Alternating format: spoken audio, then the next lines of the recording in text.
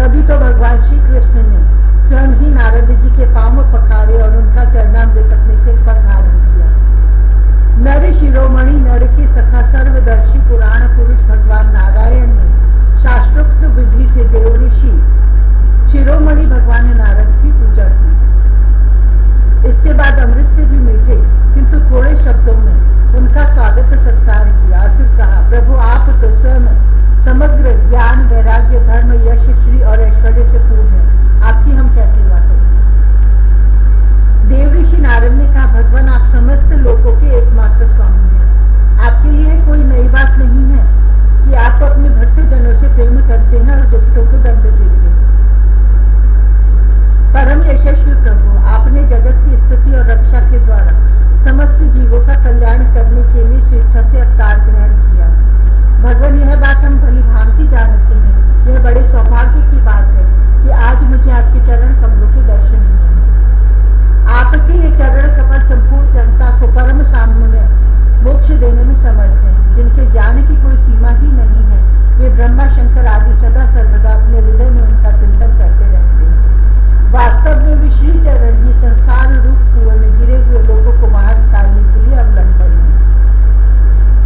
आप ऐसी कृपा कीजिए कि आपके उन चरण कमलों की स्मृति सर्वदा बनी रहे और मैं चाहे जहां जैसे रहूं उनके ध्यान में तन्मय रहूं। परीक्षित, इसके बाद देव ऋषि नारद जी योगेश्वरों के भी ईश्वर भगवान श्री कृष्ण की योग माया का रहस्य जानने के लिए उनकी दूसरी पत्नी के महल में गए। वहां उन्होंने देखा कि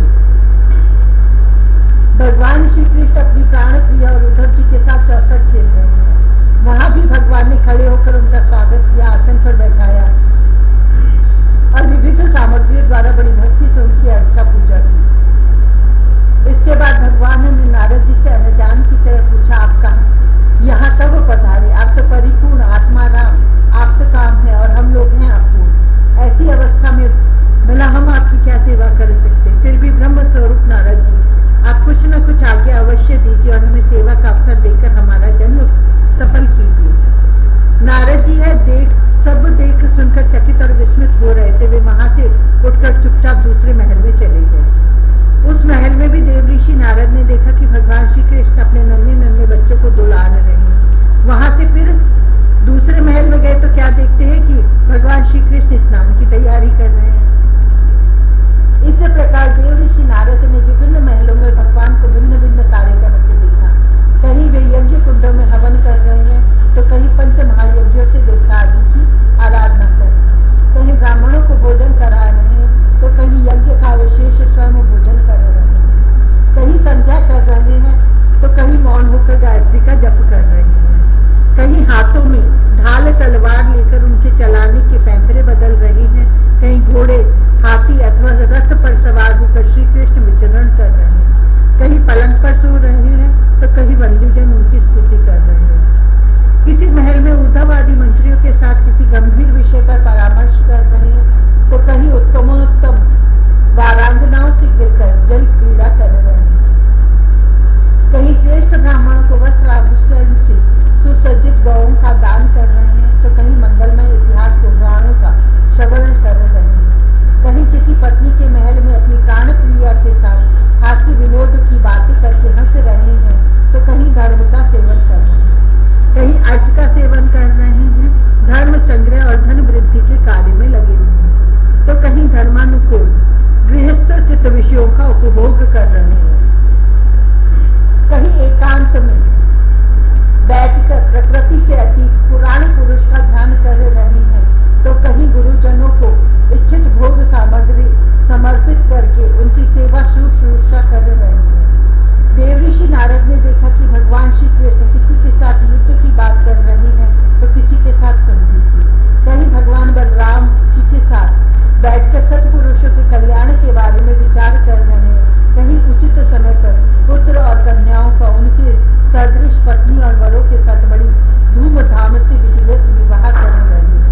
कहीं घर से कन्याओं को विदा कर रहे हैं तो कहीं बुलाने की तैयारी में लगे हुए हैं। योगेश्वरेश्वर भगवान श्री कृष्ण के रंग विराट उत्सवों को देखकर सभी लोग विस्मित चकित हो जाते थे। कहीं बड़े बड़े यज्ञों के द्वारा अपनी कला रूप देवताओं का यजन पूजन और कहीं कुएं बगीचे तथा मठ आदि होकर इष्टापूर्त धर्म का आचरण कर रहे हैं। कहीं श्रेष्ठ यादवों से घिरे हुए सिंधु देशीय घोड़े पर चढ़कर मृगया कर रहे हैं और उसमें यज्ञ के लिए मेद्य पशुओं का ही वध कर रहे हैं। और कहीं प्रजा में और अंतःपुर के महलों में वेश बदलकर छिपे रूप से सबका अभिप्राय जानने के लिए विचरण कर रहे हैं। क्यों न हो भगवान योगेश्वर जो परीक्षित, इस प्रकार मनुष्य की सी लीला करते हुए ऋषिकेश भगवान श्री कृष्ण की योग माया का वैभव देखकर देव ऋषि नारद जी ने मुस्कुराते हुए उनसे कहा, योगेश्वर आत्मदेव, आपकी योग माया ब्रह्मा जी आदि बड़े बड़े मायावियों के लिए भी अगम्य है, परंतु हम आपकी योग माया का रहस्य जानते हैं, क्योंकि आपके चरण कमलों की सेवा करने से वह स्वयं ही हमारे सामने प्रकट हो गई है। देवताओं के भी आराध्य देव भगवान 14 भुवन आपके सुयश से परिपूर्ण हो रहे हैं। अब मुझे आज्ञा दीजिए कि मैं आपकी त्रिभुवन पावनी लीला का गान करता हुआ उन लोकों में विचरण करूं। भगवान श्री कृष्ण ने कहा, देव ऋषि नारद जी, मैं ही धर्म का उपदेशक, पालन करने वाला और उसका अनुष्ठान करने वालों का अनुमोदन करता भी हूँ। इसलिए संसार को धर्म की शिक्षा देने के उद्देश्य से ही मैं इस प्रकार धर्म का आचरण करता हूँ। मेरे प्यारे पुत्र, तुम मेरी यह योग माया देखकर मोहित मत हो जाना। श्री सुखदेव जी कहते हैं, इस प्रकार भगवान श्री कृष्ण गृहस्थों को पवित्र करने वाले श्रेष्ठ धर्मों का आचरण कर रहे थे। यद्यपि वे एक ही हैं, फिर भी देव ऋषि नारद जी ने उनको उनकी प्रत्येक पत्नी के महल में अलग अलग देखा। भगवान श्री कृष्ण की शक्ति अनंत में उनकी योग माया का परम ऐश्वर्य बार बार देखकर देव ऋषि नारद के विस्मय और कौतूहल की सीमा न रही। द्वारका में भगवान श्री कृष्ण गृहस्थ की भांति ऐसा आचरण करते थे मानो धर्म, अर्थ और काम रूप पुरुषार्थों में उनकी बड़ी श्रद्धा हो।